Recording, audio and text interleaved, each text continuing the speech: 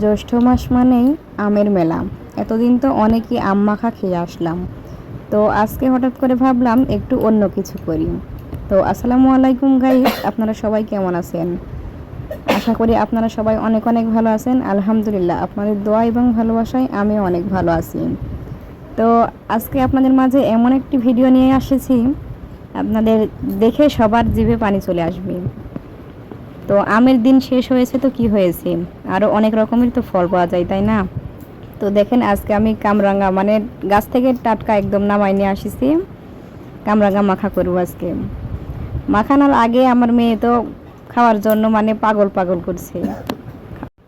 টাটকা গাছের কামরাঙাগুলো অনেক মিষ্টি। তো আমি কামরাঙাগুলোকে ধুয়ে কুটে নিয়েছি, এখন মাখাবো সব রকমের মশলা দিয়ে।